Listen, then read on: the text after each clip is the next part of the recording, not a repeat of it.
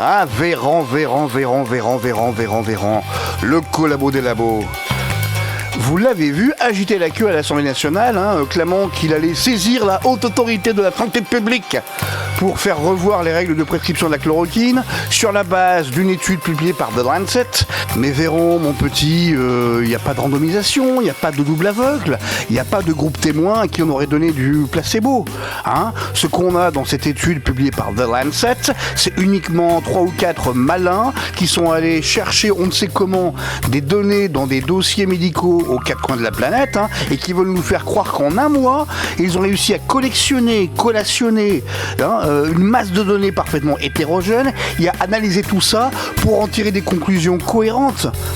Mais c'est tout simplement impossible, même avec les moyens informatiques dont nous disposons aujourd'hui. Edith, Véran, mon petit, il faut lire l'étude, il faut bien lire ce qu'écrivent les auteurs. Ouvrez les guillemets. En raison de la conception de l'étude observationnelle, nous ne pouvons pas exclure la possibilité de facteurs de confusion non mesurés. Nous n'avons pas mesuré les intervalles QT ni stratifié le schéma d'arythmie comme la torsade de pointe. Nous n'avons pas non plus établi si l'association d'un risque accru de décès à l'hôpital à l'utilisation des schémas thérapeutiques est directement liée à leur risque cardiovasculaire, ni effectué une analyse dose-réponse médicamenteuse des risques observés. Une relation de cause à effet entre la pharmacologie et la survie ne doit pas être déduite. Fermez les guillemets. Donc cette étude, en fait, elle ne sert à rien, elle ne dit rien. Enfin si, tout ce qu'elle dit, c'est qu'elle vient confirmer les effets secondaires de la chloroquine, qui sont connus depuis 40 ans et qui ont déjà été établis par des études cliniques. Ah non, mais tout de suite le Nobel, Cette étude ne sert strictement à rien. Autant uriner dans un instrument à cordes frottées, ou pisser dans un violon si vous préférez.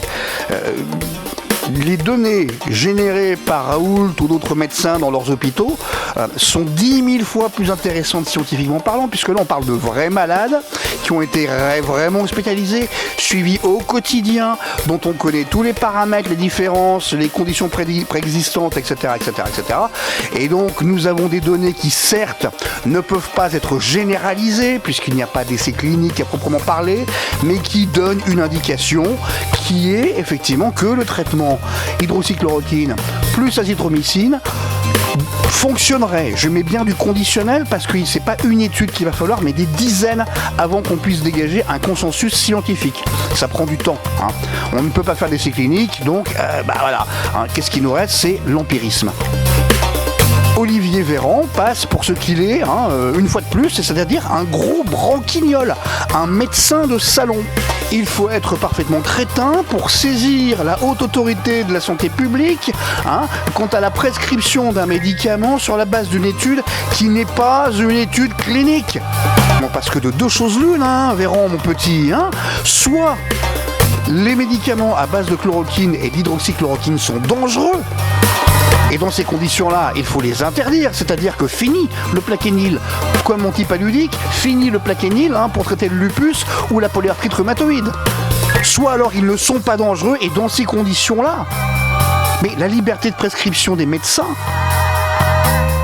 perdure.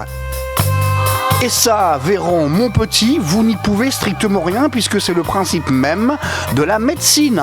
La médecine, c'est un professionnel ayant fait de longues études, lui permettant d'utiliser le titre de médecin, qui, confronté à un patient qui est un cas individuel, utilise ses connaissances et son jugement professionnel afin de prescrire ce qu'il juge comme étant le meilleur pour le patient avec l'accord de ce patient.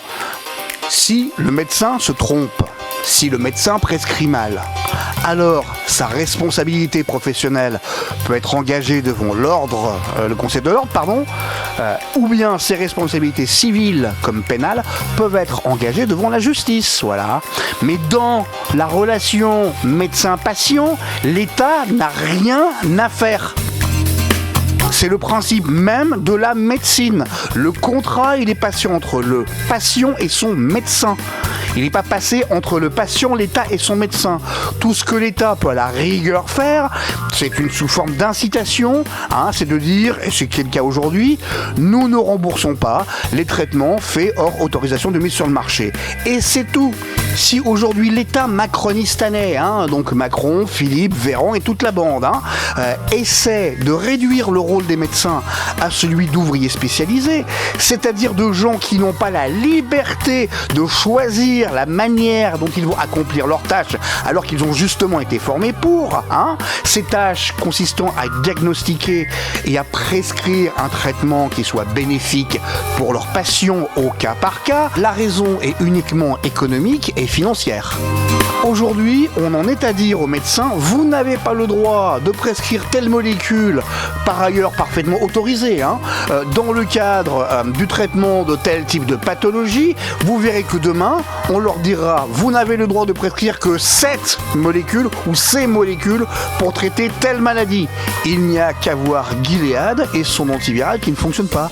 Le remdesivir n'a aucune efficacité contre Ebola, ça on le sait depuis des années, mais également contre le Covid. Et pendant ce temps, en bourse, ça s'amuse, parce que ça spécule à mort là-dessus, vous comprenez, c'est tellement facile. Imaginez Véran qui décide seul dans son coin que seul le remdesivir peut être prescrit contre les coronavirus. Vous imaginez le pognon. Parce que les hautes autorités, les comités scientifiques et autres bazars théodules ne sont que des paravents. Ils sont peuplés de gens qui sont moralement corrompus ou corruptibles afin de valider ex ante, a posteriori, les décisions du pouvoir, au cas où vous ne l'auriez pas compris. Et cette rente, elle ne peut se matérialiser, elle ne peut se monétiser, elle ne peut retomber dans la poche des actionnaires qu'à partir du moment où les États légifèrent, donc obligent par la loi, le règlement, les médecins à n'utiliser que certaines molécules. Quand je parle par analogie au complexe militaro-industriel de complexe sanitaro-industriel, je suis très sérieux. Comparons en France le budget de la santé à celui de la défense. La santé à titre provisoire pour 2020, c'était 203,5 milliards d'euros.